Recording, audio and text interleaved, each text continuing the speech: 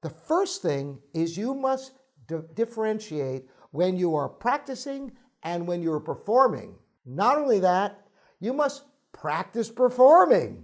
That's right.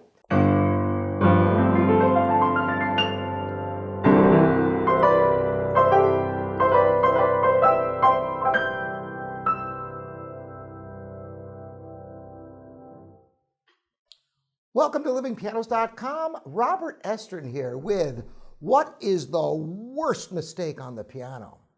Now, you might think there are a lot of different mistakes that could be terrible, and I picked one particular mistake that I think is worse than any of them. So what kind of mistakes are there on the piano? Well, you can hit a wrong note. I'm going to demonstrate all these mistakes with Clair de Lune because you all are familiar with it. So wrong notes are certainly bad.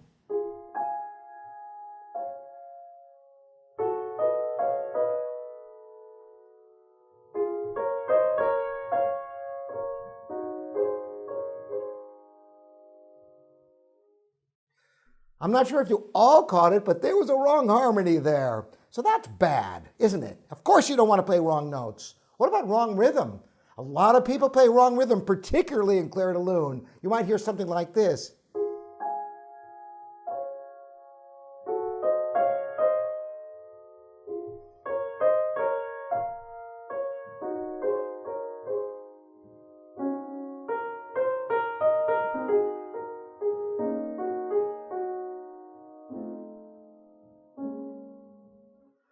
That was also wrong rhythm. But since you've probably heard this piece with wrong rhythm in the past, maybe it doesn't just jump out at you. What about somebody who plays with an ugly sound? That's a terrible mistake, isn't it?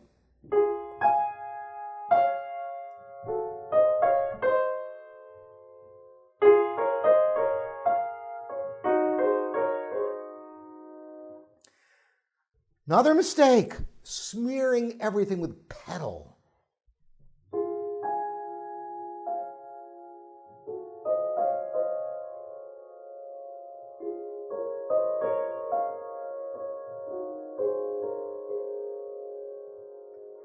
Some people think they're playing really musically when they use a lot of pedal because it can cover up a lot of inadequacies. If the fingering is bad and things aren't as connected as they should be, the pedal to the rescue. But of course, you sacrifice the cleanness of the playing. So what the heck could possibly be worse than wrong notes, wrong rhythm, ugly sound? Well, the most insidious problem on the piano is hesitation. That's right. Why is hesitation so bad? Have you ever been to a film where there's a jump cut? In the middle of the film, there's a mistake in the editing where a scene jumps back or forward a little bit. It's jarring. You know what? Even if you weren't paying attention to the film, it draws you in. And so it is in musical performance. So if somebody's playing and then suddenly they make a mistake and they hesitate for a moment, go back a little bit, this is what happens.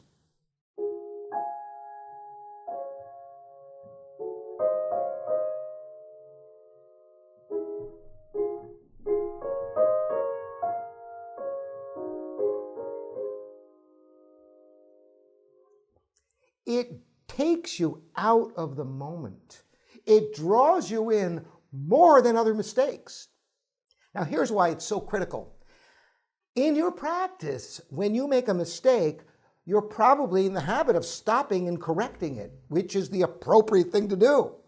But in performance, the show must go on. You have to keep moving because what you just heard, everyone will be disturbed by it.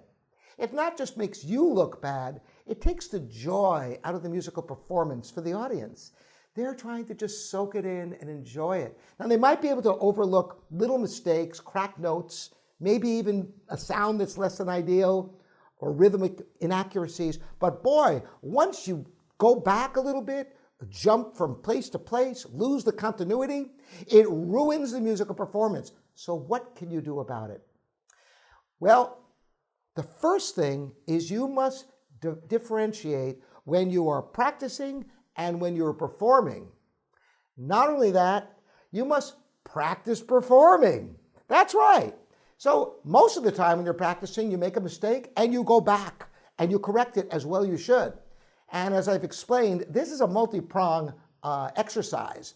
First, number one, get out the score. Find exactly where the correction is and take note of it and work out the correction until it's solidified and repeatable.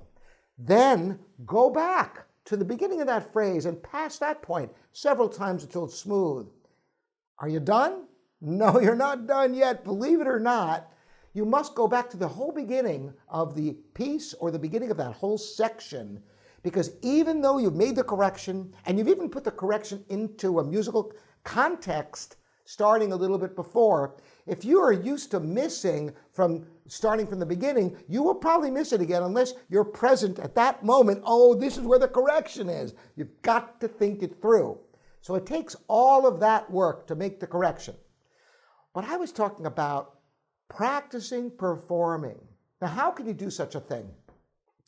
The easiest, safest way is doing it by yourself, for yourself. Now, to have the discipline, take your phone or other recording device and set it up and say, this is a performance no matter what. You're not going to stop. You're not going to correct anything. That's not the appropriate time to make corrections. Nobody wants to hear you practice in the middle of a performance.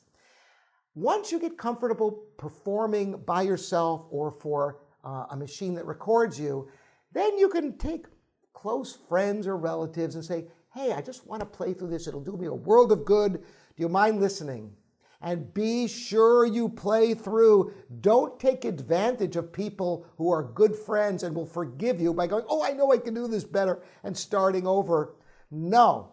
You could always do another performance for them later or another day, but take advantage of that opportunity to see how you will recover. You have to practice recovering from mishaps. Guess what? Everybody has them. There isn't a pianist alive who doesn't have a finger slip or a memory insecurity at some point in a performance.